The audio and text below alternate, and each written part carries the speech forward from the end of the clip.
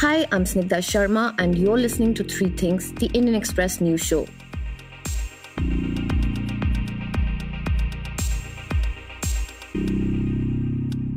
In this episode, we talk about the Enforcement Directorate's ongoing raids at the online news portal Newsclick.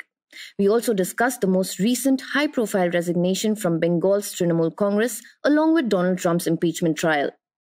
Beginning with the ED's raid at Newsclick. The online news portal, headed by Editor-in-Chief Prabir Purkayastha, is currently under probe by the investigative agency in connection with investment worth 30 crore rupees from 3 American companies. While the organization has said that it has nothing to hide and that the company has followed all legal procedures, the raids at multiple of its premises has been going on for 5 days now. Though the ED's searches are usually over within a few days, in this case, officials have claimed that the raid was prolonged due to technical issues that are related to procuring a data dump of electronic devices owned by Purkayastha and Geeta Hariharan, a shareholder of the company that owns the news portal.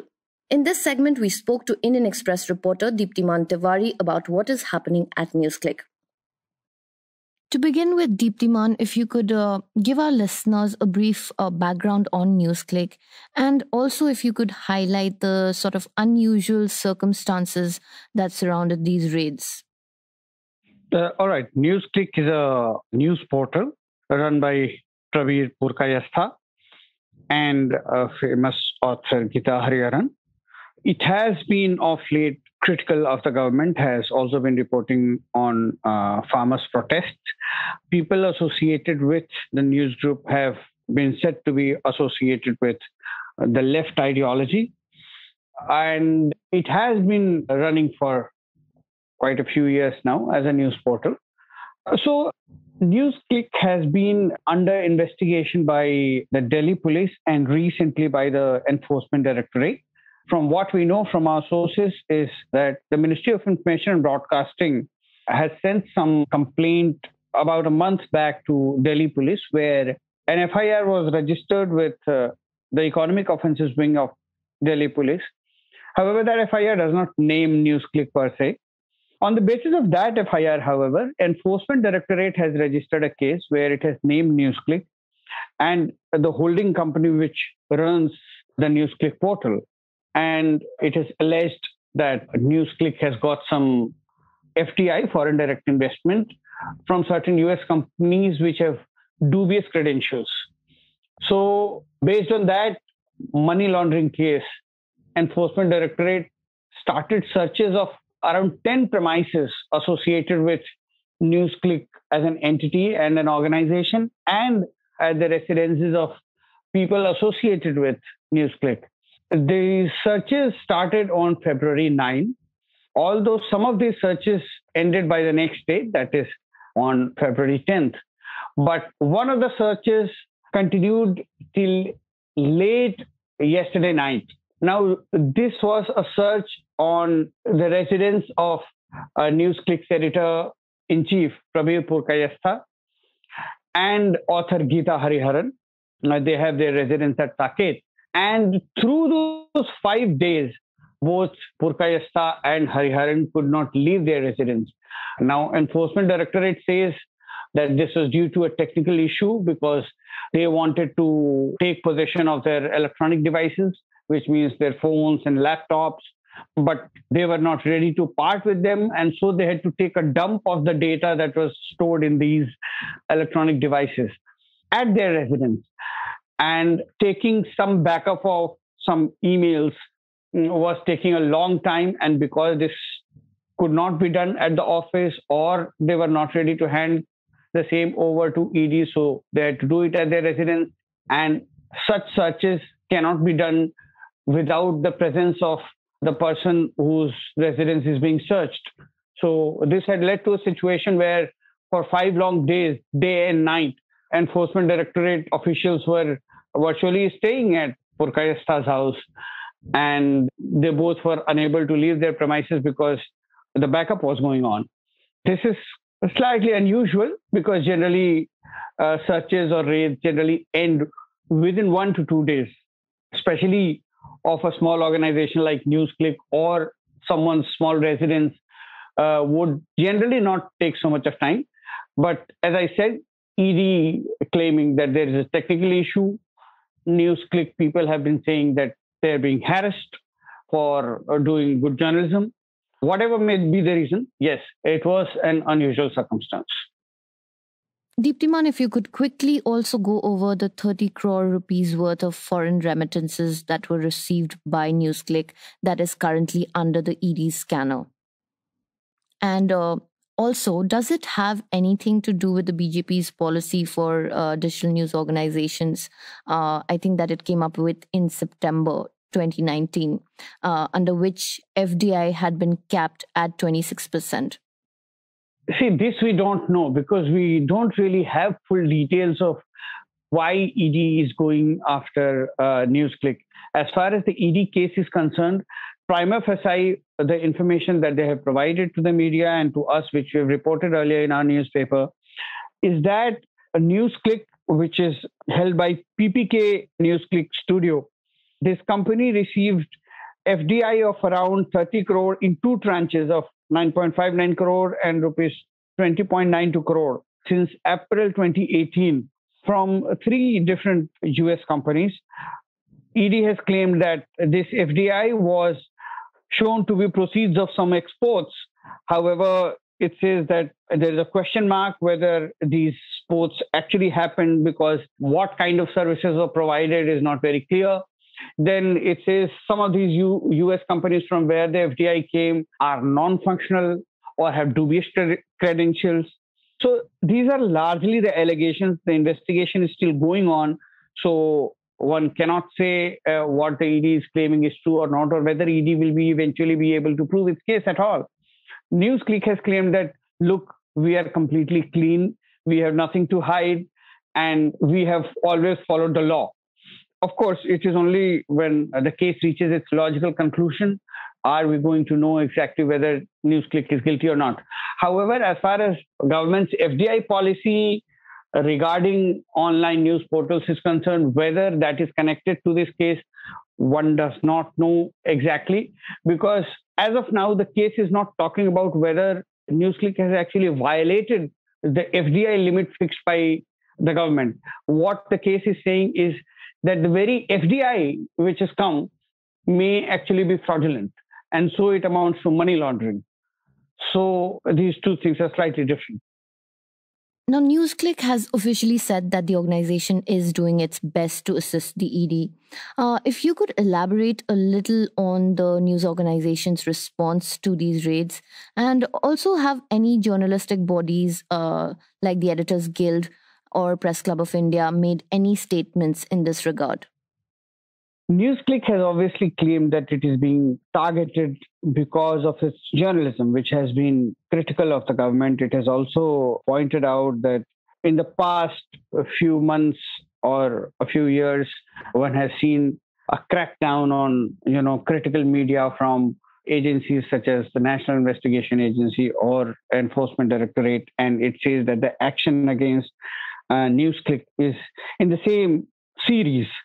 So Newsclick has obviously maintained that it is completely clean. It has said that its office was raided for 36 hours and several of its vital equipment was seized, which has affected its functioning. It has said that communication devices of directors and senior management have also been seized. And therefore, they are not able to, return to work or, respond to queries that probably media has. This action by Enforcement Directorate, of course, has been criticized by the Editors Guild. And as it has been criticizing certain actions, as we saw earlier on FIR of sedition against Rajdeep Sardesai, or where certain even smaller transgressions have led to serious criminal charges being brought against journalists. So various news associations and bodies have been taking cognizance of this thing which has been happening for the past few months or a couple of years as a trend against critical media. However, the government, of course, has said that the law is taking its course and everything is free and fair. So only when these court cases reach courts will we know how free or fair it is. The latest in the series of high-profile resignations from the Mamata Banerjee-led Trinamool Congress in Bengal is Rajya Sabha MP Dinesh Tiwary. With the elections round the corner in the state, the move is being seen as a major setback for the TMC. While the BJP is deploying their big guns in the state, that includes rallies by its most prominent faces like Home Minister Amit Shah, Trinamool Congress, on the other hand, according to our sources, were taken by surprise at the unusual circumstances of this most recent resignation, which was formally announced by Trivedi during a budget session in the parliament. In this segment, we spoke to Santanu Chowdhury, who covers West Bengal for the Indian Express, about Dinesh Tiwary's resignation, the violence in Bengal that Tiwary spoke about, what his resignation means for the TMC, and also BJP's strategy in Bengal, including Kailash Vijayvargiya's role and Amit Shah's rallies. Shantanu, if you can tell us the significance of yet another powerful Trinamool Congress politician leaving the party at this juncture right before the elections. Yeah, I mean, this can really be a huge setback for the TMC, which is just preparing to contest in the upcoming state assembly elections. Because Dinesh Trivedi has been with the party since 1998, and he has been also a former Union Railway Minister. And he was also heading the TMC's Hindi cell in West Bengal, where he was trying to mobilize the community's support for the ruling party. And the way he has resigned from his post while giving a speech in the Rajya Sabha goes to show that how he was so upset with the TMC leadership and the way it was functioning under the leadership of Mamata Banerjee, and also after whole strategy, Prashant Kishore was brought in to formulate the party strategy for the elections. So this gives a very bad signal to the party's rank and file. They can clearly see now that one by one party's senior leaders are leaving the party. First, it was Shubhendu Adhikari, a state minister who had resigned from his post. Then he also resigned from the party. He later joined the BJP in the presence of Union Home Minister Amit Shah. Later, following in his footsteps, another state minister, Mamata Banerjee, also joined the BJP. He also, quit his post as a state minister and also left the party. And now another senior leader from the TMC in Rajya Sabha, Dinesh Trivedi, has also quit the party. It was very strange because at least the last few times over the months when TMC leaders have left the party insiders did have some kind of inkling, They knew that this leader is going to leave. But this time the party was taken by surprise. Why it was surprising, we can say that, in the instance of the Shubhendu Adhikari and the Mamata Banerjee, they had, publicly expressed their grievances against the party. They had gone on record saying that they were not happy with the party. Even Mamata Banerjee did a Facebook Live where he said that, he couldn't work under the party. He couldn't work for the people. But from Dinesh Trivedi's side, we never got to see what he was feeling about the party because he never expressed his displeasure outside or before the public. What we got to hear from the sources that he was not happy with one of the party's leaders in the Rajya Sabha. He had also expressed his displeasure that bringing in of the Prashant Kishore, the poll strategist, was not a good thing for the party because it has now become more like a company than a party for the people. That is the same allegations which other TMC leaders have also made against Prashant Kishore and also the TMC MP Abhishek Banerjee, who happens to be the nephew of Chief Minister Mamata Banerjee. On many occasions, these leaders who have now joined the BJP said that both these two, this duo, Abhishek Banerjee and Prashant Kishore, has turned TMC into a private limited company. Allegation which has been refuted by the party, but still this is the same kind of sentiment which is getting more support from other TMC leaders also. So we got to say that why it was surprising because he did not say anything in public against the party, and what was more surprising, the way he resigned from his post. We haven't seen this kind of thing in the past for the TMC that Rajya Sabha MP, while delivering a speech, saying that I'm not happy with the party, I'm suffocating, I will just tender my resignation. Even the Deputy Lok Sabha Speaker also said that there is certain way to do that. So it was really surprising for the party. So I think they were not prepared to handle a situation like that. One of the things that was quite noteworthy when Mr. Trivedi resigned was almost as soon as he made his announcement in the parliament, Kailash Vijayvargiya from the BJP immediately sort of publicly invited Trivedi to join the BJP. If you can tell us a little bit about Kailash Vijayvargiya's role in turning the BJP into such a strong contender for the upcoming state elections. Ever since he was made the in charge of Bengal, Kailash Vijayvargiya has made numerous attempts to, weaken the TMC. He has tried to, get in touch with the rebel TMC leaders. He has tried to understand their problems, and they have tried to get them on board so that, they can intensify their attack against the Mamata Banerjee government. Because he's seen having a very good rapport with Mukul Rai, who used to be the number 2 person in TMC, who later joined the BJP. He was very well known for his organizational abilities, because Mukul Rai happens to be a man who works behind the scenes. He is not the kind of person who will go on the stage and attack the opposition or the BJP or whatever. He is the man who knows to be, formulating strategies in elections, building the organizational strength of the party. So bringing into the BJP was a major step towards BJP putting a lot of pressure on the TMC. Ever since Kailash Vijayvargiya was made the in charge of the West Bengal, he understood the importance of Mukul Rai and what he can do to further weaken the TMC. So he, along with Mukul Rai and this kind of section of the BJP leaders, tried to get in touch with more disgruntled leaders and tried to bring them into the BJP so that this would further weaken the TMC.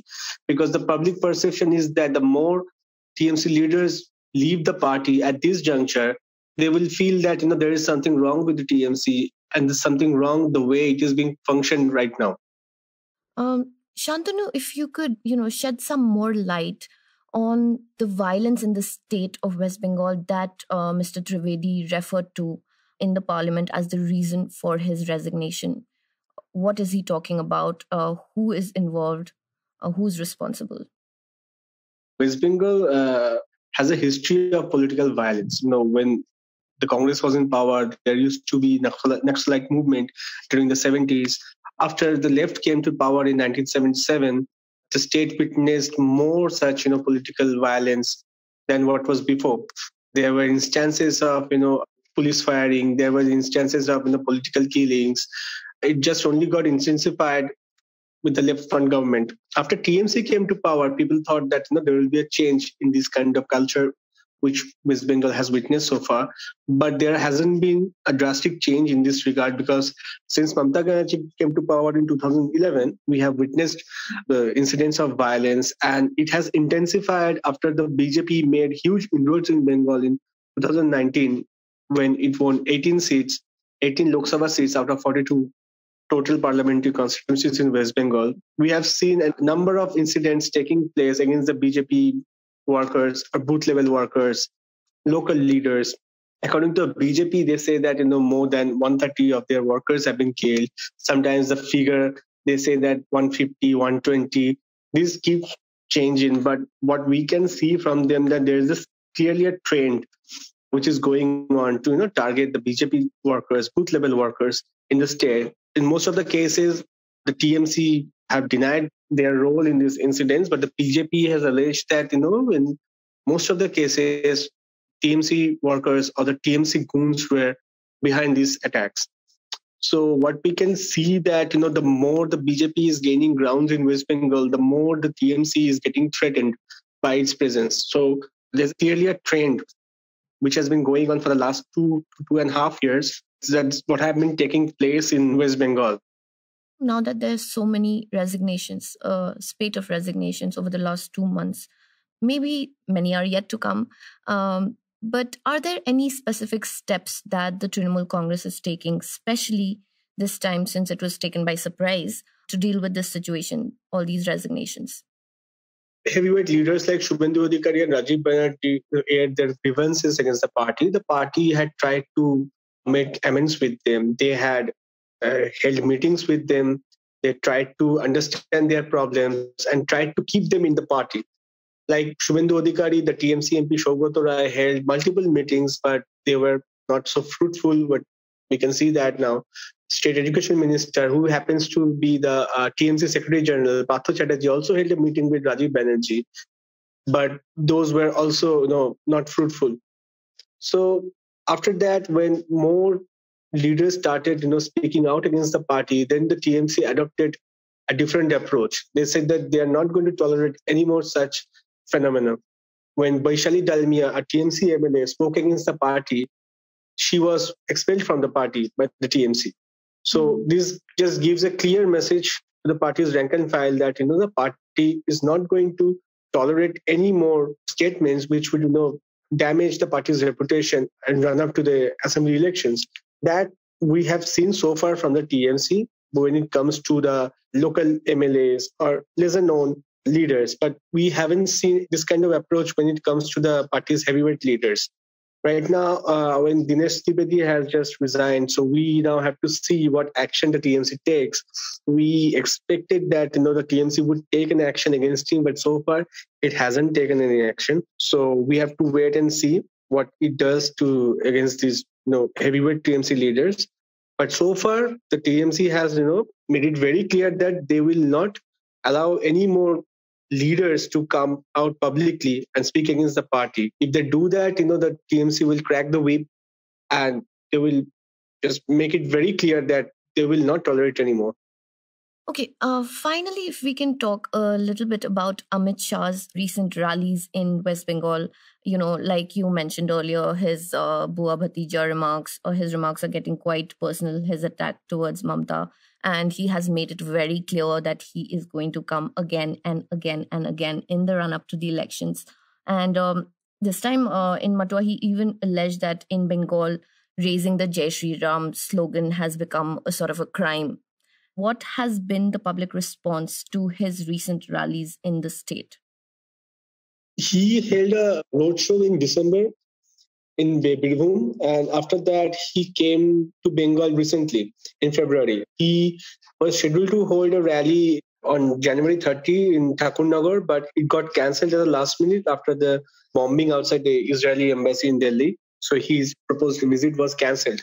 Now today, the day before yesterday, he had come to Kuch Bihar and also the Thakurnagar to address the Rajbangshi and Matua communities. What we can see from the ground, that people had a lot of expectations from Amit Shah's speeches and in rallies, but they were a bit disappointed because in Kuch Bihar, which happens to be in North Bengal, people were expecting some kind of development model for them because the area is dominated by Rajbangshi community. A large number of people have been demanding a greater Kuch Bihar district, but it never got the kind of momentum that they were hoping for. But the people of this area were looking for some kind of statement, some kind of announcement from Amit Shah regarding the development model. But while they got to hear that, the central government is planning to build a temple, a statue of its leader, Panchanan Verma, so they were not quite satisfied with the kind of announcements that has been made. Coming back to the Thakurnagar, which is a Motua community dominated area, it's a kind of scheduled caste community who traces their roots to East Pakistan. They were the refugees. They are staying in India, so the Citizenship Amendment Act means a lot to them, and they were hoping that Amit Shah will make an announcement when this new law is going to be implemented. But they were very much disappointed after Amit Shah said that this implementation will begin once the vaccination drive ends. So there's clearly no timeline when this will be implemented. They were hoping that they will get an answer when this will be implemented, this year, that year, by what year. But no one knows when this COVID vaccination drive will end. So far, what we can say from this recent rally that people's perception against the BJP is slightly changing.